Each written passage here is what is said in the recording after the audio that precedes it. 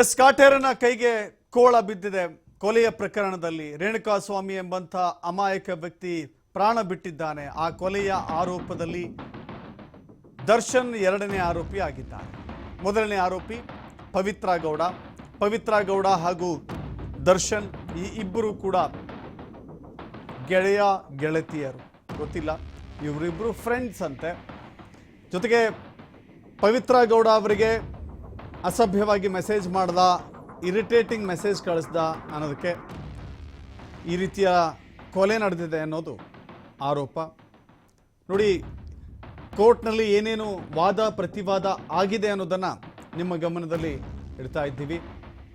ಒಂದು ಕಡೆ ಭಾವುಕರಾಗಿ ಕಣ್ಣೀರಾಗ್ತಾ ದರ್ಶನ್ ಹಾಗೂ ಪವಿತ್ರ ಗೌಡ ಇದ್ದರೆ, ಇನ್ನೊಂದು ಕಡೆ ಯಾಕೆ ಕಸ್ಟಡಿ ಬೇಡ ಅನ್ನುವ ವಾದವನ್ನು ದರ್ಶನ್ ಪರ ವಕೀಲರು ಮುಂದಿಟ್ಟಿದ್ದಾರೆ. ಕಸ್ಟಡಿ ಬೇಡ ಅಂತ ಹೇಳಿ ದರ್ಶನ್ ಪರ ವಕೀಲ ಅನಿಲ್ ವಾದ ಮಾಡಿದ್ದಾರೆ. ಕೊಲೆ ಮಾಡಿ ಸಾಕ್ಷ್ಯ ಮಾಡುವ ಪ್ರಯತ್ನ ಮಾಡಬಹುದು ಅಂತ ಹೇಳಿ ಪಿ ಹೇಳ್ತಾ ಇದ್ದಾರೆ. ಸಾಕ್ಷ್ಯ ನಾಶಪಡಿಸುವಂಥ ಯಾವುದೇ ಗೋಜಿಗೆ ಹೋಗಲ್ಲ, ಜಾಮೀನು ಅಥವಾ ಇವರಿಗೆ ಕಸ್ಟಡಿ ಕೊಡಬೇಡಿ ಅಂತ ಹೇಳಿ ಅವರ ಪರವಾದಂಥ ವಕೀಲರು ಮನವಿ ಮಾಡ್ತಾ ಇದ್ದಾರೆ. ಈ ಹಿಂದೆಯೂ ಕೂಡ ಮೀಡಿಯಾಗಳಿಗೆ ಹೇಳಿಕೆ ಕೊಟ್ಟಿದ್ದಂಥ ವಕೀಲರು ಕೂಡ ಹೇಳ್ತಾ ಇದ್ರು, ಇದೊಂದು ಷಡ್ಯಂತ್ರ ಮಾಡಲಾಗಿದೆ, ದರ್ಶನ್ ಅವರಿಗೂ ಈ ಕೊಲೆಗೂ ಸಂಬಂಧ ಇಲ್ಲ, ಈ ಪ್ರಕರಣದಲ್ಲಿ ದರ್ಶನ್ ಇನ್ನೋಸೆಂಟ್ ಇದ್ದಾರೆ, ಯಾವುದೇ ತಪ್ಪು ದರ್ಶನ್ ಕಡೆಯಿಂದ ಆಗಿಲ್ಲ, ಹೀಗಾಗಿ ಕೋರ್ಟ್ ಇದೆ, ಕಾನೂನಿದೆ, ನಾವು ಹೋರಾಟ ಮಾಡ್ತೀವಿ ಅಂತ ಹೇಳಿ ದರ್ಶನ್ ಪರ ವಕೀಲ ಹೇಳಿಕೆಯನ್ನು ಕೊಟ್ಟಿದ್ರು. ಅದೇ ರೀತಿಯ ವಾದವನ್ನು ಕೂಡ ಕೋರ್ಟ್ನಲ್ಲಿ ಮಂಡಿಸಿದ್ದಾರೆ. ಕೋರ್ಟ್ನಲ್ಲಿ ವಾದ ಮಂಡಿಸಿರುವಂಥ ದರ್ಶನ್ ಪರ ವಕೀಲರಿಗೆ ವಾದ ಪ್ರತಿವಾದ ನಡೀತಾ ಇದೆ. ಇಲ್ಲಿ ಪ್ರಮುಖವಾಗಿ ಯಾಕೆ ಕಸ್ಟಡಿ ಬೇಕು ಅನ್ನೋದನ್ನು ಸರ್ಕಾರಿ ಅಭಿಯೋಜಕರು, ಪಬ್ಲಿಕ್ ಪ್ರಾಸಿಕ್ಯೂಟರ್ ಅಲ್ಲಿ ಜಡ್ಜ್ ಗಮನಕ್ಕೆ ತಂದಿದ್ದಾರೆ. ಪ್ರಭಾವಿಯಾಗಿದ್ದಾರೆ, ಸಾಕ್ಷ್ಯ ನಾಶ ಮಾಡ್ತಾರೆ. ಈ ಘಟನೆಯಲ್ಲಿ, ಈ ಕೃತ್ಯದಲ್ಲಿ ಕೇವಲ ಒಬ್ಬರೋ ಇಬ್ಬರೋ ಭಾಗವಹಿಸಿಲ್ಲ, 13 ಜನ ಆರೋಪಿಗಳಿದ್ದಾರೆ. ವಿವಿಧ ಸ್ಥಳಗಳಿಂದ ಇದು ಆಪರೇಟ್ ಆಗಿದೆ. ಒಂದು ಕಡೆ ಚಿತ್ರದುರ್ಗ, ಇನ್ನೊಂದು ಕಡೆ RR ನಗರದ ಪಟ್ಟಣಗೆರೆಯ ಶೆಡ್, ಬೇರೆ ಬೇರೆ ಸ್ಥಳಗಳಲ್ಲಿ ಈ ರೀತಿ ಆಗೋಗಿದೆ. ಸೊ ಹೀಗಾಗಿ ಆ ಸ್ಥಳಗಳಿಗೆ ಆರೋಪಿಗಳನ್ನು ಪ್ರತ್ಯೇಕವಾಗಿ ಕರೆದುಕೊಂಡೋಗಿ ಸ್ಥಳ ಮಹಾಜರು ಮಾಡಬೇಕಾಗತ್ತೆ. ಜೊತೆಗೆ ವಿಚಾರಣೆಯ ಅಗತ್ಯ ಇರುವಂತೆ ಈ ಕೇಸ್ ಕಾಣಿಸ್ತಾ ಇದೆ.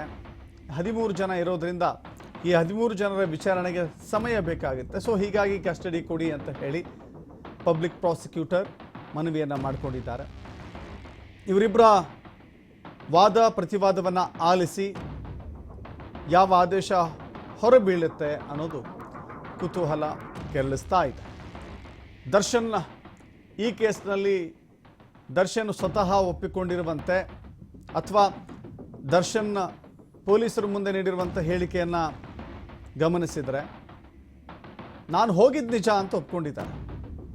ಆ ರೇಣುಕಾಸ್ವಾಮಿಯನ್ನು ಕರೆಸಿದಾಗ ಆ ಶೆಡ್ನಲ್ಲಿ ಹೋಗಿದ್ದು ನಿಜ, ಇವನೇನಾ ಮೆಸೇಜ್ ಹಾಕಿದವನು ಅಂತ ಹೇಳಿದ್ದೆ, ನಾನು ಅಷ್ಟಕ್ಕೆ ವಾಪಸ್ ಬಂದಿದ್ದೆ, ನಾನು ಯಾವುದೇ ರೀತಿಯ ಹಲ್ಲೆ ಮಾಡಿಲ್ಲ, ರೇಣುಕಾಸ್ವಾಮಿಯನ್ನು ನಾನು ಮುಟ್ಟಿಲ್ಲ, ಆ ಹಲ್ಲೆ ಮಾಡಿಲ್ಲ ಅನ್ನೋದನ್ನು ದರ್ಶನ್ ಹೇಳ್ಕೊಂಡಿದ್ದಾರೆ.